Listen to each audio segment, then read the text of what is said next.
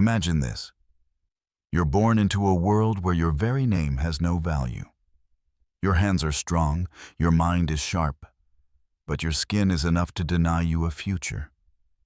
And yet, you build one anyway. This is the true story of Charles Richard Patterson, the first African-American to manufacture automobiles in the United States. A man who started in bondage and built an empire out of iron, sweat, and unshakable belief. But his story? You've probably never heard it. And that's not by accident. Charles was born sometime around 1844 or 1845 in the heart of Virginia, a state soaked in blood and cotton. He wasn't born into poverty. He was born into property. He was property, a slave.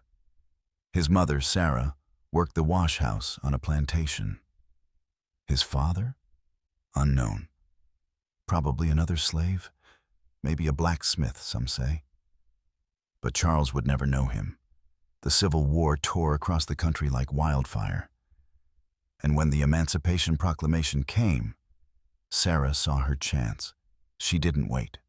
She grabbed her child and fled north.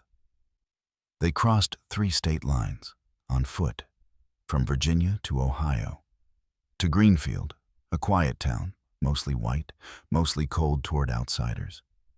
But it was free. Sarah told young Charles, "Freedom isn't when they stop ordering you around. It's when you can finally make a choice." But Charles would soon learn that freedom on paper doesn't mean freedom in practice. Charles was still a teen when he found work at a local blacksmith shop. It smelled of scorched iron, sawdust, coal smoke, and old sweat.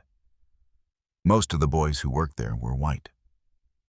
They didn't talk to him, didn't share tools. Some spit on the ground when he walked past. But Charles? He didn't flinch. He watched. He studied. He practiced until his hammer struck with perfect rhythm. Clang, clang, clang, every strike was a message. I'm not going anywhere. His mentor was William Donaldson, a white man, older but fair. He noticed Charles wasn't just working, he was thinking, redesigning, imagining better builds. Where others saw a wheel, Charles saw an opportunity. Donaldson once told him, "You don't just forge iron, Charles. You breathe life into it." Against the town's expectations, Donaldson made Charles his business partner. The new name on the door? Donaldson and Patterson Company. A black man's name on a white-owned business. People were furious. Customers walked out. Newspapers ran editorials. If you work with a Negro, you become one. But Donaldson stood by him. And Charles? He worked harder. By the late 1880s, Charles had learned the business inside and out. And in 1893, Donaldson died. Charles bought out his share.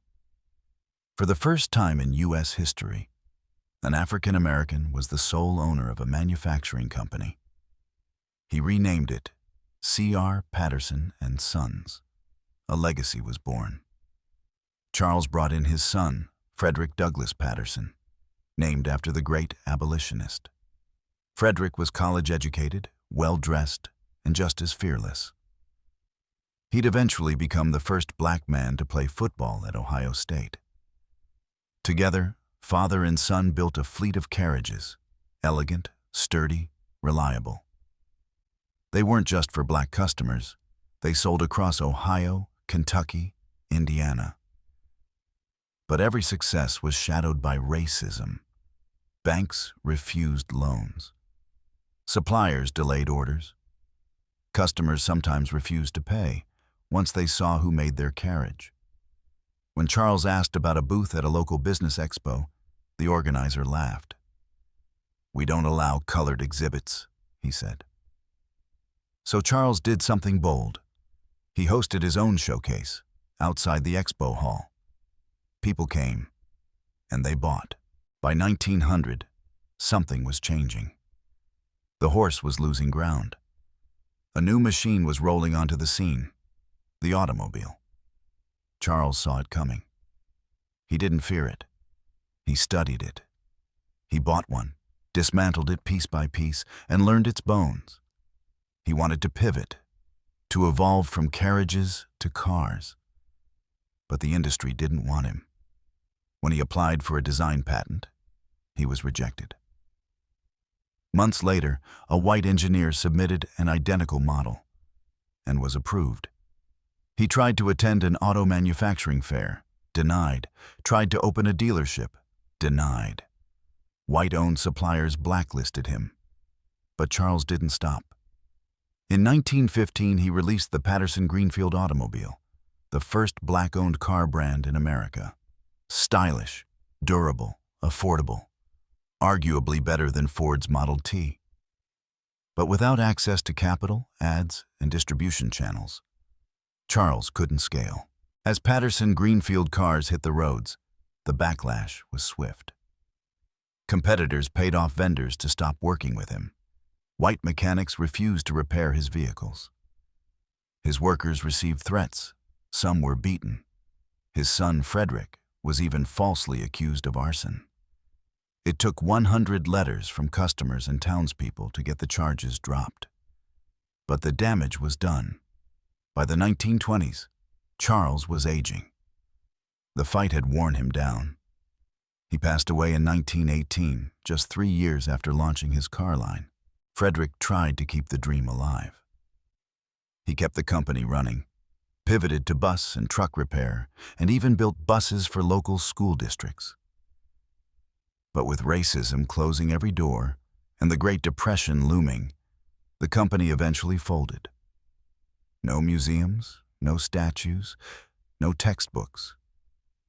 Just silence. Charles Richard Patterson forged more than carriages. He forged a path for black engineers, inventors, and dreamers.